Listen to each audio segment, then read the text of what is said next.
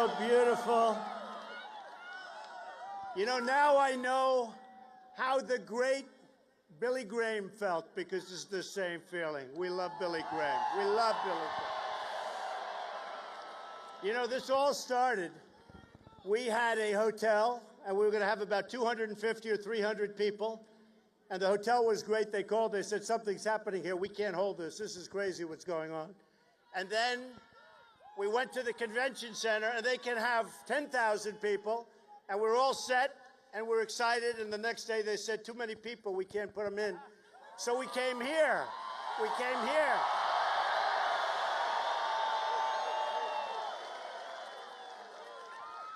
You know, today, if you notice, we have a stock market not doing so well.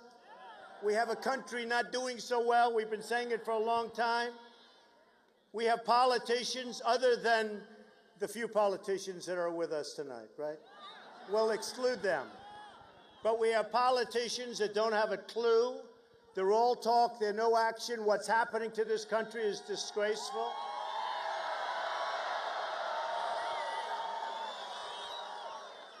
And you know, when I announced that I was running for president, I brought up the subject of illegal immigration.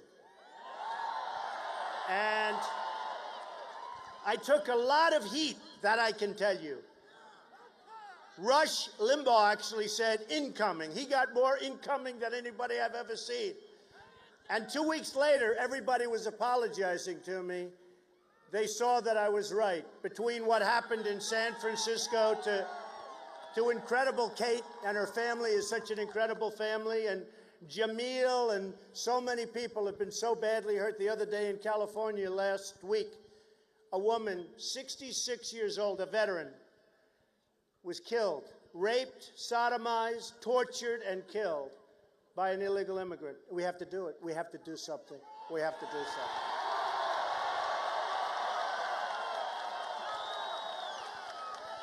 So we're going to talk. We're going to have a lot of fun. You know, the weather's a little dicey. That's okay. But who cares if it rains, right? Right? You know, if it rains, I'll take off my hat and I'll prove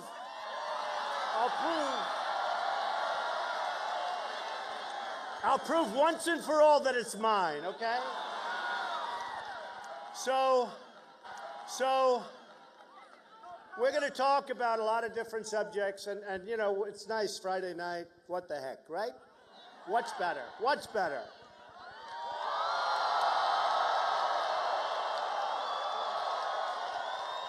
What people? The people that built this country. That's what we have here. I mean, the people that built the country. Great people. So we'll start with a little talk on the illegal immigration, what's going on. We've got to stop it. We're going to build a wall, and it's going to be, you know, it's amazing. The politicians 10 years ago, 15 years ago, they all wanted a wall. But it never went. It never happened. Because somebody didn't want it. Probably a lobbyist. You know, all these guys like Bush and like Hillary Clinton, they're all taken care of. I don't know if you know. Yeah. True. No, but when Hillary has $60 million, and when Jeb Bush, who's totally in favor of Common Core, weak on immigration, right? Very weak on immigration, wants to let people come in. Although now he is using Anchor Baby. You know, he put out a memo, you cannot use Anchor Baby. Now because I used it, he's using it. Politicians, but when they have, in his case, $114 million, in Hillary's case, she's got 60. Now, I don't know that she's going to make it to the gate. What do you think? I don't know. I'm not sure that she's making it to the gate. Some bad things came out today, you know, those classified. You know the word classified. You know, they've destroyed General Petraeus over less, and nothing seems to be happening here. So it'll be very interesting to see what happens ultimately. But we have right now, and I just got these numbers today. I said, what are they? 7.5% of all of the births in this country are illegal immigrants, okay? We can't afford it. And they're supposed to stay. Now, I turned out to be right, the 14th Amendment. You know, I had these guys on television, oh, you can't change the 14th Amendment. It'll take so long. On that, I agree. But you know what? An act of Congress. The 14th Amendment, I was right on it. You can do something with it, and you can do something fast. You can do something fast.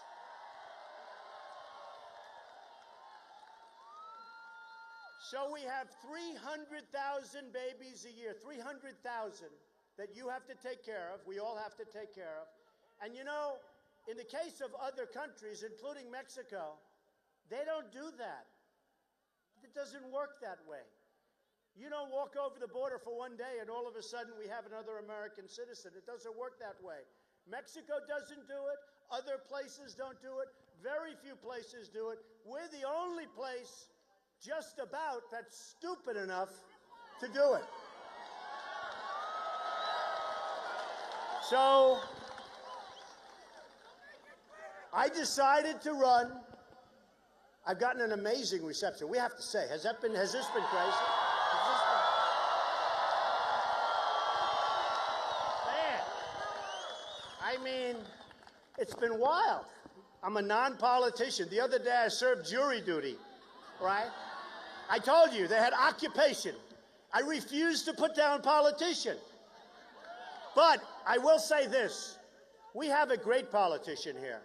We have a man here who really helped me. And he's the one person I sought his counsel because he's been so spot on. He's so highly respected. Has anybody ever heard of Senator Jeff Sessions? Jeff, come up. Where's Jeff? Get over here, Jeff. Look at him. He's like 20 years old. Unbelievable guy. Look at this.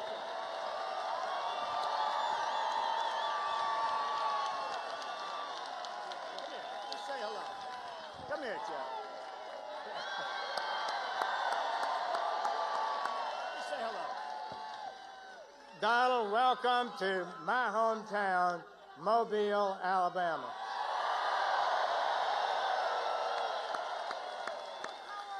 The American people, these people, want somebody in the presidency who stands up for them, defends their interests and the laws and traditions of this country. We welcome you here. Thank you for the work you put into the immigration issue. I'm really impressed with your plan. I know it will make a difference. And this crowd shows that a lot of people agree with that. Congratulations. Welcome and God bless. Thank you, Jeff. He was so great, such a help. So I go around and I see so many people, and I've been treated so well by the people. And you know, we're leading in every poll. We're leading in just about every state, including Alabama. Big. We're leading in Florida. Can you believe it? And we're leading big in Florida. And you know, it's really amazing. I said, well, Florida, I love Florida. It's a great place, right? Great. But Florida, we have a governor and we have a sitting senator, and I'm killing them. Explain that. Obviously, they're not doing a very good job because that shouldn't be happening. But we're winning in Florida, Pennsylvania, Iowa, New Hampshire, South Carolina, North Carolina, Texas. And then nationally, we're just absolutely way ahead of everybody else. In fact, you know, if this were another country, we could maybe call for an expedited election, right? I would love that. Can we do that? Can we do that? I'd like to have the election tomorrow. I don't want to wait. So the reason that I think we see this receptivity is that I know the game better than anybody. I've been on the other side. You know, I was totally establishment, was handed and millions of dollars all the time to these characters, right? I was like the fair-haired boy. Do I look fair-haired from back then? But I know the game. I mean, I understand it. And so many people have come up, lobbyists. I said, I don't want money from lobbyists. But recently, last week, a man comes up who's a good guy. I know him. $1 lobbyist. I say, I don't want your money. I don't want your money. Because, I don't know, maybe I'll rethink it. Should I rethink it? Take it. Take it. You know what I should do? How about this? How about if I take his money, but in the end I screw him and don't do anything for him? Is that okay? Can I do that? You know, because I built a great business and I feel sort of stupid. I say, I don't want your money. Can I take it, please? I promise I won't do anything for him. I told him, I said, you know, I don't want your money because in 2 years when you come to see me about something, I'm not doing it unless it's good and unless it's going to make America great again, right? Right? But I'm going to have to rethink it. I think I'm going to rethink that because I think I should take a lot of money. Are we allowed to give it to charity or something? I don't know. Give it to charity. Just take it. Just take it. So what happens is these guys come up, and I'm lucky. You know, everybody said he's never going to run. Okay? You know that, right? And my wife actually said, you know and she knows me pretty well. And she also sees the reaction. And for a long time, whether it's Trump, The Art of the Deal, which Obama and Kerry obviously did not read when they did this crazy deal with oh, look, The Art of the Deal. Come here, give me that book. I love that book. You know, I said the other day, and it sort of played pretty well, that is my second, help her over here. Help her over here. That is give me that book. Give me that. There's always The Art of the Deal, and that's the real one. That's the original. That's when they use real paper, right? You know, I said the other day, because so many people, they carry around The Art of the Deal because they're begging their politicians, please, please, read The Art of the Deal when you negotiate with China and with Japan and with Mexico and with Vietnam and with Saudi Arabia and with everybody. You know, right now we have a problem where North Korea is getting frisky, right? Now, recently I ordered 4,000 television sets. I'd like to order them from here. Like the hats are made in America. Can you believe I was able to find the guy? I had to do that because, you know, these hats are hot as a pistol. You know that. And they're made in America, and I'm going to give you your book. Believe me, I haven't forgotten about you. But they're made in America. But the other day, and now I see today it's sort of pretty hot on the news, that our very dear friend from North Korea is acting a little bit rambunctious again. So I ordered 4,000 television sets from South Korea. Whether it's Samsung or Sharp or LG or any of them. They're all made in South Korea. I paid a fortune. And they're wonderful, and they're wonderful people. They're making a fortune. Do we have anybody that makes television sets in this country? I almost don't think so, right? So they're mostly made, other than Sony, which has lost its way. Prices are too high. But they're mostly made in South Korea. So now I see North Korea is acting up. So I see that we're sending ships, and we're getting our troops ready. We have 28,000 troops over there, and we're getting ready just in case, Bob, we're going to fight, we're going to protect. We get nothing. We get nothing. What do we get? We get nothing. Saudi Arabia, and I get along great with all of them. They buy apartments from me. They spend $40 million, $50 million. Am I supposed to dislike them? I like them very much. But, you know, Saudi Arabia makes $1 billion a day. A day. That's, in all fairness, that's before the oil went down a little bit, but that's okay. These are minor details. But let's say they were. So now they're making $500 million a day. That's not so bad, right? We get nothing. And they wouldn't be there without our protection. Even Germany. Germany's a power. Who has a Mercedes-Benz? Anybody? A lot of people. They're a power. They pay us nothing. We defend the whole world. All you have to do, and we want to be nice. Somebody said, oh, that's like the mafia defense. I said, don't worry about it, okay? The mafia is not so stupid, all right? They said, that's terrible to ask for money. No, they said it. They said, that's terrible. How could you possibly ask for money to defend a country? I mean, tell me, how crazy are we? So now we're sending our ships, we're sending our everything. We got, I'll tell you what, those 28,000 troops that we have right now on the border between North and South Korea, that's dangerous territory. They're in harm's way. They're in harm's way. And we get nothing. We get nothing. Other than they're a good competitor. I mean, they compete with us. They take our trade. We lose a fortune with them. We lose a fortune with China. We defend Japan. You know, we have an agreement with Japan where if somebody attacks Japan, we have to come to their rescue.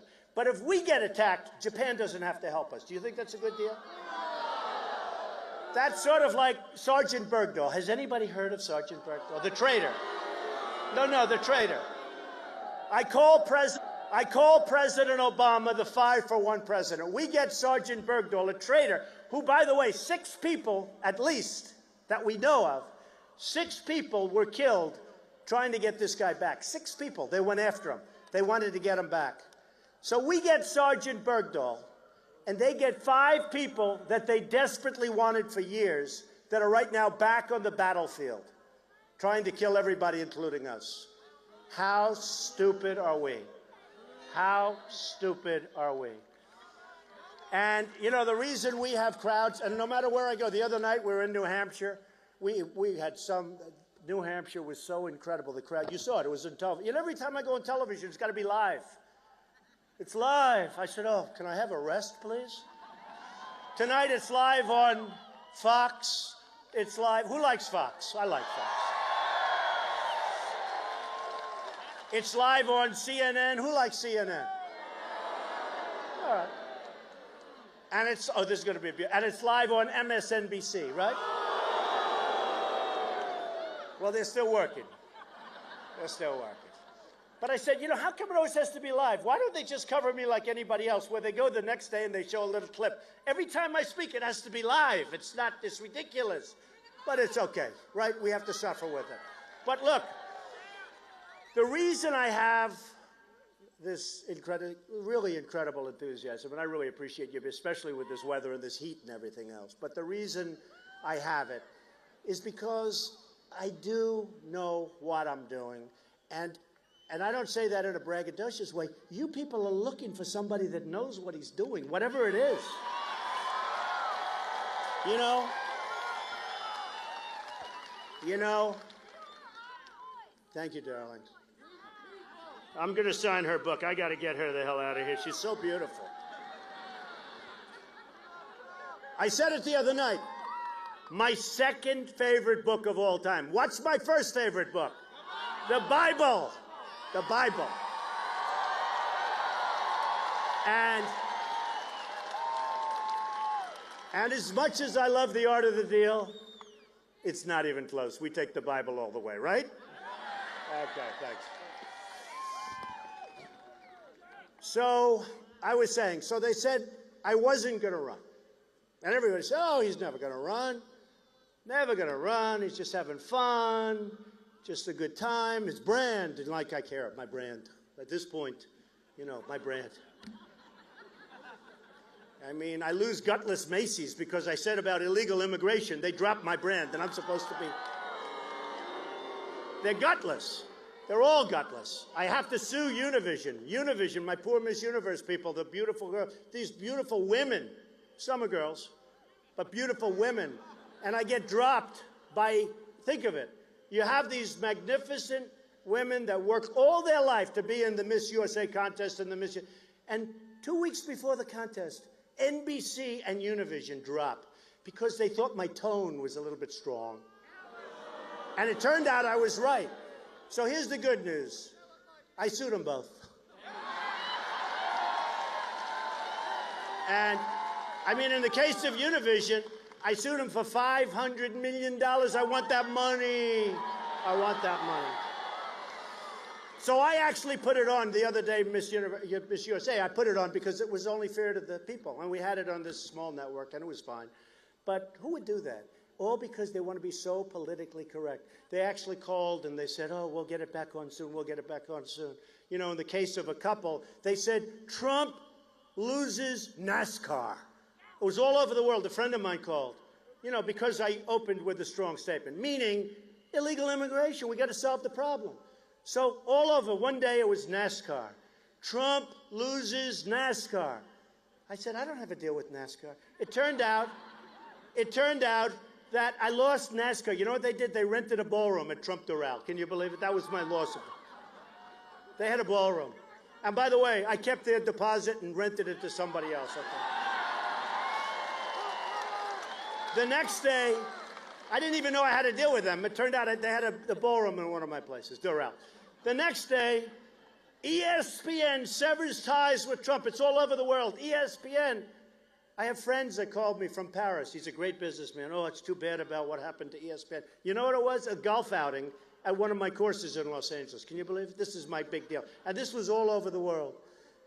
I mean, the press, I don't know, maybe they didn't get it. Maybe they don't get it. I was very disappointed, though, with Macy's. You know, shirts and ties, not a big deal. But they heard there were going to be 3 pickets in front of the store. And they called, oh, we're going to have pickets. We're going to have pickets. I said, look, in 2 hours they'll be gone. Believe me. They'll go for lunch. They won't come back. Don't worry about it. I've been through it. It's true. But they said, oh, this is so bad. Can we sever ties? I said, I don't care, sever ties. I don't wear ties so much anymore, you know. I didn't like the ties that much anyway. You know why? Because they were made in China. It always drove me nuts. True. True. But they were good. They were good. But I just hate gutless people. And so the reason that we're getting this receptivity, which is like this all over the place, is because I filed my papers. And they said, never going to run. Then they said, never going to sign the big document, which is a 1-page document, which basically you're giving your life away. And I signed. And then they say, oh, I can't believe it. The pundits, you know, they get paid $500,000 a year to sit there and make jerks out of themselves, right? Call them pundits. Some are great. Some are really incompetent. I could tell you the ones, but you know what? They're starting to get nicer to me, so I think I can. Now, you know, oh, he knows. He says, I know which one. There are more than one. There are still about 5 left. There were about 50. Now there's about 5. But they're starting to get, now they're coming around. But what happens is then they said, he'll never file his financials. He'll never file. Because he's probably not as rich as people think. I said, actually, one of the reasons I want to run, because I want to file my financials. They're so good. It's true. It's true. So I have like about 102 pages or 98 pages of stuff, and they have all these boxes, over 50 million, over 50 million. And I found and they were phenomenal. They were phenomenal, much better. And people realized, and it was a net worth, and this is not bragging, and I'm going to tell you why. Over $10 billion. That's good, right? Very little debt. Very little debt. In fact, to show you how stupid these people, it has a line for income. And the income was like, I think it's over $400 million a year. Is that good? My son is here. Look at Eric. He can live on that. So it says a line, income. And it's like, you know, it varies with different things. But basically, over $400 million a year, 365. Is there anybody that would not want to make that much money in 1 year here? Anybody? Raise your hand. Well, with it comes responsibility. But I will tell you this. The reason people like what I'm saying is because I want to put that energy, whatever the hell kind of energy is, I don't know if it's screwed up, if it's good, if it's genius, if it's whatever it is, I know how to do things. I know, and I'm not going to I won't care about, you know, we're building a great building on Pennsylvania Avenue, right opposite between, as you know, the White House and the old post office. You know, in real estate, there's a slogan, always get the post office, because they were there first. I got the old post office in Washington, D.C. And I got it from the Obama administration. Can you believe that? Now, that's called deal-making. One of the most sought-after buildings in the history of the General Services Administration. And I got it. And you know what? They did the right thing, because we're doing a great job. And we had a great statement. They want to make sure it gets done. And it'll be opening. And here's a little story. It's now under budget and ahead of schedule. Do you ever hear that from government? And we just finished around a lot of great jobs. And my son is here, Eric Trump. And Ivanka. Has anybody ever heard of Ivanka? Has anybody? And I'll let them run it. I'm not going to let them do any big deals. Just relax, Eric. Just relax. Just comment. But you know what? I won't care about that company. My whole energy, who cares if we do a building, it doesn't mean anything. My whole energy, my whole being is going to be to make our country rich and to make our country great again. That's what my whole thing. And I mean, it's my primary, it's a great aptitude. I've always had an aptitude for making money. Some people would say that's nice. One person said, Mr. Trump, that's very crass. I said, what? You said you're going to make the country rich. That's very crass. I said, you have to understand. In order to make our country great, I have to make it rich again. We're a debtor nation. We're a debtor nation. He agrees. Do you agree with me? Yes, he agrees. I can see that. Anybody with a sign that big has to agree. So I will devote 1,000%. I couldn't care less about the old post office. I couldn't care less about any of our stuff. My kids are really good. They're going to run it very nicely. And I just want to make this country so great. And that's what's going to happen. And that's what's going to happen. Like, as an example, give you a couple examples. In Alabama, U.S. Steel, big closure, or essentially a closure. And I said, why? What happened? And I went around and I said, anybody work there? No, I don't think so. I hope not. But big closure. And one of the reasons that China is dumping so much steel into the United States, and really other countries also. But China, oh, I love that sign. Look at that, huh?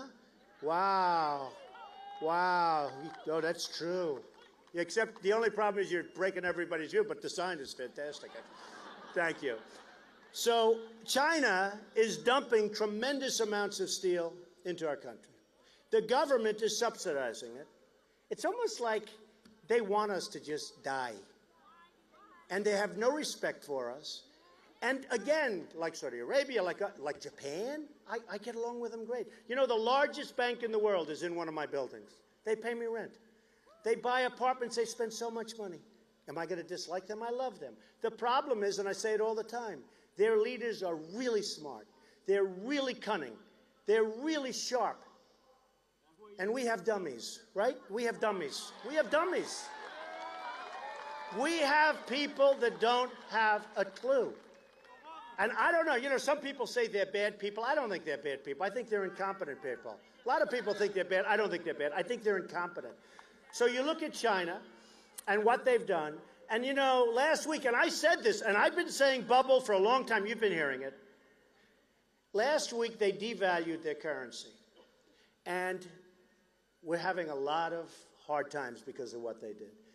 And when I hear devaluation of the Chinese currency, you know the word, the sucking action. That's called a sucking, like a vacuum cleaner. I have the sucking action. Two things happen. Two things get sucked out of us. Our jobs and our money. Now think of it. China sells us our product, takes our jobs, takes our base, does our manufacturing for us, and we owe them $1.4 trillion. That's like a magic act. I call it the magic act, in reverse. We owe them money. Japan, and Japan is back. They have Abe, who's the new prime minister, as you know. And Abe is really smart. I mean, he's smart. I met him one time. He's sharp. And he's negotiating against Carolyn Kennedy. Carolyn. And I was watching 60 Minutes. I'll give you guys a plug. I was watching 60 Minutes. And they're doing a feature on Carolyn Kennedy. And she's very nice. You know why I like her? Because Ivanka Trump likes her. My daughter likes anybody that my daughter likes, right? Anybody my daughter likes, we love Ivanka. So what happens is that they're doing a feature, and they said, how did you become ambassador to Japan? And with Japan, the ambassador is a very important position because we negotiate. You know, you need somebody sharp. You need a killer, right? A smart killer, not a dumb killer, because there are plenty of dumb killers, too. You need somebody sharp.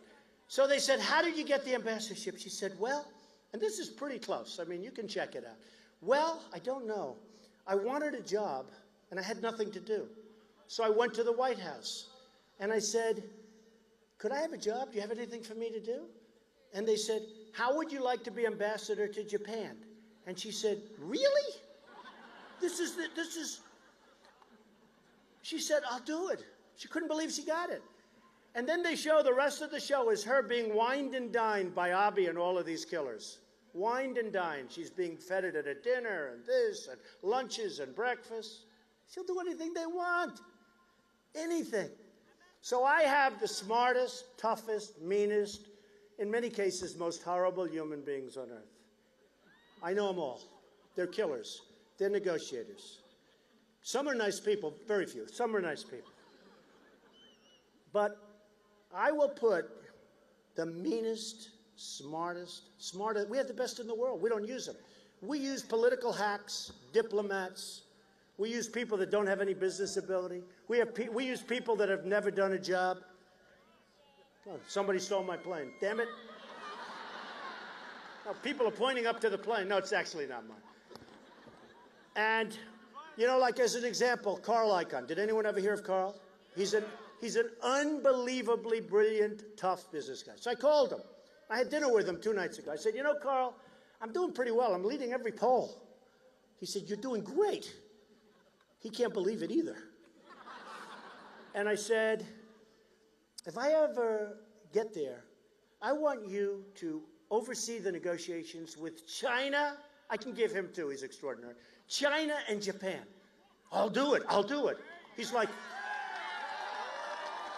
I'll do it. Remember when I said somebody has blood coming out of her eyes with hatred, right? Well, he had blood coming out of her. He will do it. He is unbelievable negotiator, an unbelievable negotiator. And I know others. I know the best.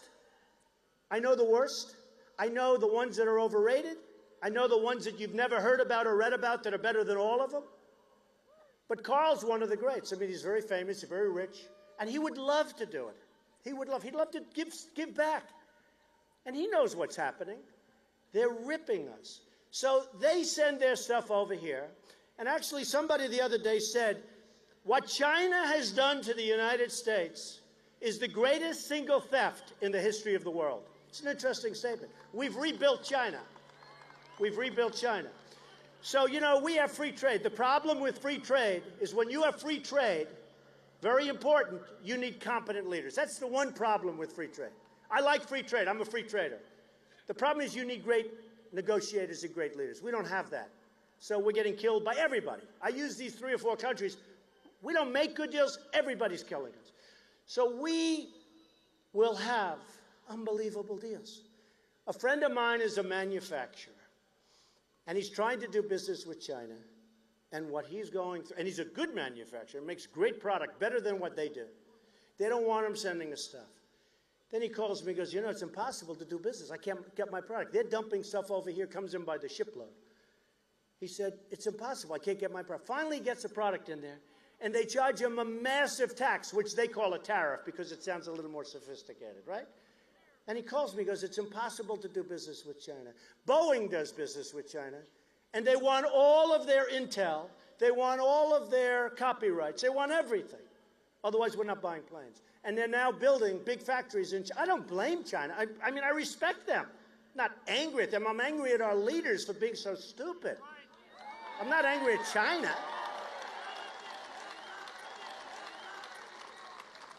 And Mexico is the same thing. You know, Mexico is the new China. The other day, Nabisco, Oreos, right? Oreos. I love Oreos. I'll never eat them again. Okay? I'll never eat them again. No, Nabisco closes a plant they just announced a couple of days ago in Chicago, and they're moving the plant to Mexico. Now, why? Why? Why? Have you heard my story? My favorite story is Ford. You've heard the story with Ford? Do we want to hear it again or not? Yes. All right. I mean, that's a big one. So Ford, great company, they're building a $2.5 billion car factory in Mexico. Now, they're closing up places all over the United States. They're building this massive factory in Mexico. So I went to this great school. I was actually, you know, I was, and hopefully still am, really smart. I went to this great place, the Wharton School of Finance, hardest school to get into. Even then it was hard to get into, the hardest. But I went to this great business school, and I get business. And I fully understand. I'm really good at this stuff. So they're building a $2.5 billion plant. They're going to close up factories in the United States. They're going to go in, they're going to build this plant, they're going to sell cars, they're going to sell them back to us, they're going to sell them all up. Where does that help us? Tell me. Explain. Explain. There's no tax. There's no nothing. There's no nothing. So we're closing plants here. They're building this massive plant in Mexico. Another plant, also another big foreign car company. There was a plant being built. It was all set to get started. They were going to announce it in Tennessee. You read about it. And this is a couple of months ago, Wall Street Journal, all set to get started. All of a sudden, Mexico took it away. And now it's not going to be built in Tennessee. It's going to be built in Mexico. So Ford is building a plant. And here's what I did. I said to myself, I give myself this, because it really is sort of right. I give myself this position. And I say, let's assume that somebody else becomes president. Wouldn't that be horrible? Wouldn't that be horrible? So let's assume somebody else becomes president. Let's assume a very low-energy person, very, very low energy. So low energy that every time you watch him, you fall asleep. But let's say, he said Hillary. Yeah, Hillary too. So let's say Jeb becomes president. Not good. Not good. First thing that happens is, like I said, your schools go to hell. People flow over the... But forgetting about that. So let's say that Jeb doesn't want this plant built. So they're going to call him the head of Ford. And you're going to say, Mr. President, we want to build it. He'll say, well, we don't want it built. The next day or the next hour, he's going to get a call from the lobbyists and the special interests and his donors. And they're going to say, hey, Jeb, we gave you $8 million of your $120 million that you raised. We gave you $8 million. We want that thing done. You can't do that to our people. Oh, well, okay, I'll approve. It's going to get done, okay? The plant will get built. That'll be it. Now, let's take Trump as president, okay? Is that better? Is that better? Here's a simple question. Who would you rather have negotiating with China, Japan, Mexico, any other? Trump or Bush?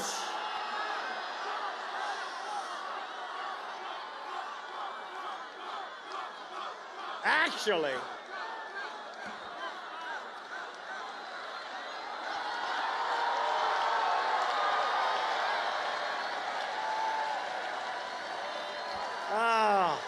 what a group. What a group. Well, you know, it's sort of interesting. Thank you. CNN does this big report that came out last week, so I was leading in the polls. There was a poll. And everybody says, why don't I have a pollster? What the hell do I need a pollster? Every day I wake up, there's another poll, right? You know, they pay these guys like $100,000 a month, and they can't function because unless they go and have it vetted with their pollster, they can't talk. And I say, why do I need a pollster when every day there's a new poll and they give like 30 pages? I don't have to get a pollster. What the hell do I need it? Save your money. Okay. But CNN did this really very, very expensive, very well done poll. It's only well done because I was leading by a lot. If it wasn't, I'd say it wasn't. And they had leadership. I was way ahead of everybody. They had, actually, I was very good in warrior. You know the thing I'll be great at? That people aren't thinking, but the thing and I do very well at it, military. I am the toughest guy.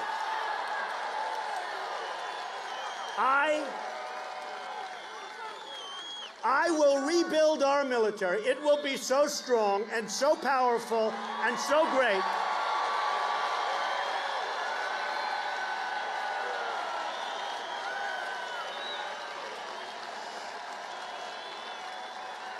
It will be so powerful and so great that we'll never have to use it. Nobody's going to mess with us, folks. Nobody. Nobody. Nobody's going to mess with us.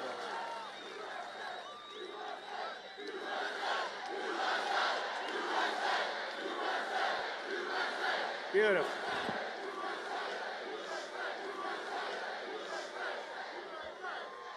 So I look at the various things to do with our country. And by the way, one of them, boy, are we going to take care of our vets, right? Right? They did a poll, another poll, but they did a poll on, like, who's one of the most popular with the vets. I was the most popular person. They like me, and I love them. Because you know why? Because for 35 years, these senators and these, other than Jeff, of course, I take Jeff, but these senators, these congressmen, these people in Washington, including presidents, they have done nothing for the vets. They have done nothing. And we're going to take care of our vets. But, so they do this poll, and in the poll, I score really high marks on almost everything. Other than they thought I wasn't a nice person. They said, who's the nicest? And I was like, pretty low on that board. And I'm a nice person. But who cares? A woman came up to me. She said, I'm not sure that you're nice enough to be president. I said, you know what? This is not going to be an election based on a nice person. It's going to be based on a competent person. We're tired of the nice people.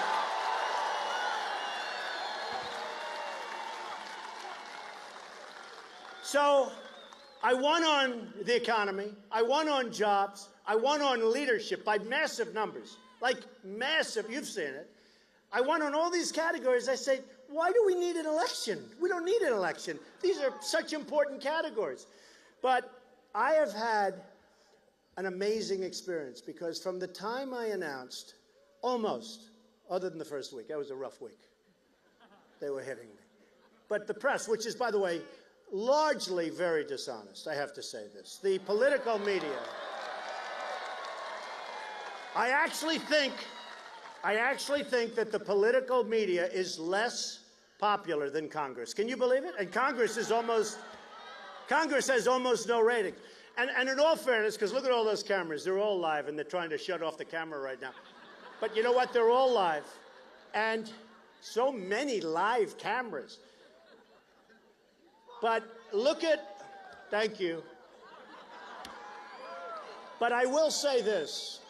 The media is very dishonest, but there is a certain group that are fantastic people. And every once in a while, I'll get an honest story, and I love it. I cherish those stories. They're not often, but they cherish those stories. But we have, you have to understand, and they've really started treating me much better. Don't forget, when I first ran, I said, you know, it's amazing. Went to a great school, excellent student, smart guy. My uncle was a professor at MIT. He was a smart guy. You know, good, smart guy, right? Good family. Do we believe in the gene thing? I mean, I do, right? You know, I do. Like they used to say, Secretariat doesn't produce slow horses. Actually, Secretariat wasn't one of the best, if you want to know the truth. But in theory, that's true. But then I went out, I made a tremendous built a tremendous fortune and great company. I did The Art of the Deal and many books that were bestsellers. The Art of the Deal was one of the biggest selling, maybe the biggest selling business book of all time. I did The Apprentice. We love The Apprentice. Tremendous. NBC hates me. You know, NBC hates me because they renewed The Apprentice. And I said, excuse me, I'm not doing it. I'm running for president. I'm going to make the country great again. They actually came up to my office, and the top people, great people from NBC, and they said, please, please run. And I said, I'm not running. I mean, I'm not running. They said, we already renewed the show. They sold most of the advertising. They renewed the show. I said, I'm going to run, and I'm going to make our country great. We're going to do something that's special. We're going to do something that's special. I'm hired. You're hired. So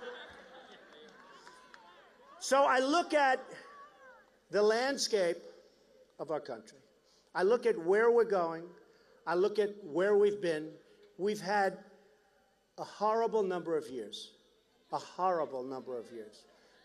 We can't beat ISIS. I watched a general the other day on television who's just retiring, which is fortunate. How do you think we'll do against ISIS?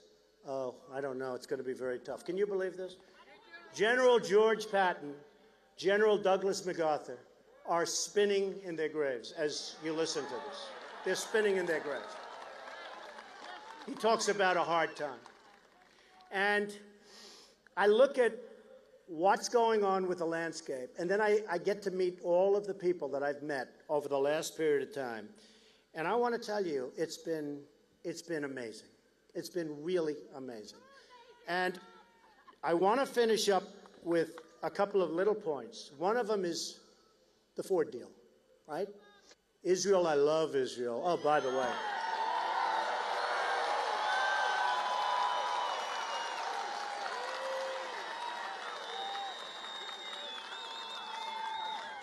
The bottom line on Ford, because some of you, I love this story because, so when I get the call, I say, no. You're going to build in the United States. They're going to say, no, we don't want to do that. I say, let me tell you, sir, you're going to build in the United States. And I will be called by people, but I will not have any of their money, so I don't care. And they're going to say, and I'll call them in, and I'll say, listen, here's the story. You're building $2.5 billion in Mexico. We're going to charge you a tremendous little 35% tax, okay? 35%. And that tax is going to be for every car and every part and every truck that comes into the United States. And here's what's going to happen. Here's what's going to happen. As sure as you're standing or sitting, they're going to come back to me the following day. I would say the following afternoon. Let's say it's 12. I say by the time the day, and I don't need Carl Icahn, I don't need, this one's too easy. And they're going to come back, and they're going to say, Mr. President, no, they're not going to get called by the lobbyists, I'm going to get called by the special, and I'm going to say no interest, no interest. Within 24 hours, they will call and they'll say, Mr. President, what you're doing to us is terrible. We will build in the United States. We will build a plant in the United States. 100%. And I'll say the same thing to Nabisco. It doesn't help us. It doesn't help us. When you look at what's going on, where Nabisco's closing and so many places are closing, when you look at the kind of money that these countries are making, and I'm naming a few, I mean so many countries, we don't have anything left. We're running on fumes. We're running on fumes. There's nothing here. When you look at what happens, they're so much sharper. They're so much smarter. And we're not going to have a country left. We need to have our borders. We need to make great deals. You know, the man in the back just shouted Israel. How would you like to be Israel right now? They relied on us. They're a voice of sanity. They're great people. And we have a deal that is so incompetent, so bad. Think of the deal. We make a deal. Our chief negotiator goes into a bicycle race at 73 years old. He falls, he breaks his leg. That was the good part of our deal. That was the only thing that happened. No, think of it. And I told people last week, because I told this last week, I swear to you, I will never, ever ride a bicycle, at least in a race, but I won't ride one anyway. But we have a new thing that just came up yesterday in the deal. We know all about the 24-day period, right? But the 24-day period, that clock doesn't start ticking for a long time. For a long time. So that could be forever. So if they're doing something, believe me, by the time we get there. But here's the all-time great. First of all, why aren't they giving us back our prisoners? And second, can you believe this? Can you believe it? And second of all, the other day, it was determined that Iran, in a very important section, maybe the most important, right, is going to do their own policing. They are going to police. They are going to police, and they are going to tell us, we swear we're not building anything. It's so sad. It's so sad. Obamacare.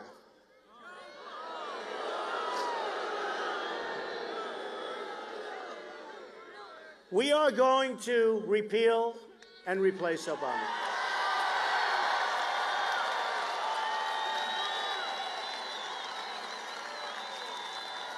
We are going to come up with a plan, and there are so many different ways. You know, you don't know this because you don't think of Obama this way. Do you know who the biggest beneficiaries of Obamacare are? The insurance companies. The insurance companies. Remember I told you, special interests and lobbyists. The insurance companies love it.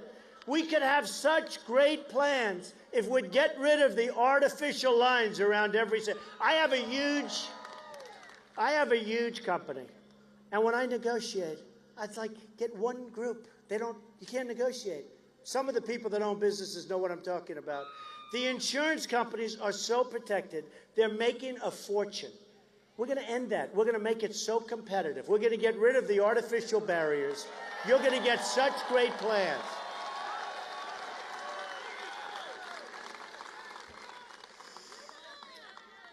And Obamacare, I mean, you look at what's happening with your premiums. I mean, look at this. Look at what's happening. Just take a look at what's happening to the deductibles. They're so high, it's impossible. It's impossible. Trade, we're going to fix it. Health care, we're going to fix it. Women's health issues, we're going to fix it. You know, my wife came up to me the other day, and she said, it's really sad because people don't understand how you cherish women. I will protect women. It's so important to me, so important. And I heard some of the other candidates, Jeb and some of the others the other day, saying we're not going to fund various women's health issues. Can you believe this? I said that's the end of his election. Women, I don't think, like that too much. Do we agree?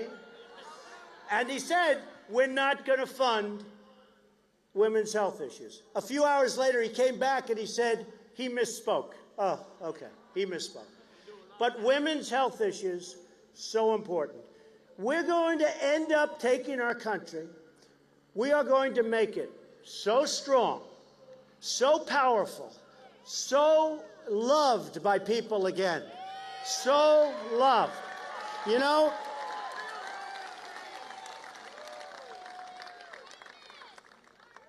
one of the problems that we have, and you don't see it tonight, but you see it, is a tremendous lack of spirit. And I actually thought that President Obama, the one thing, he was inexperienced, he never produced a job, lots of other things. But I actually thought that he would be a really great cheerleader for the country when he was elected. I thought that he would. And he's really turned out to be a great divider as opposed to a great unifier. Really has. And you look at Baltimore, you look at Ferguson, you look at St. Louis last night, over the last week. You look at all the things that are happening. We're sitting on powder kegs. There's no spirit. There's no jobs. There's no anything. We are going to take this country. I am going to be the greatest jobs president that God ever created. I will tell you that. I will tell you.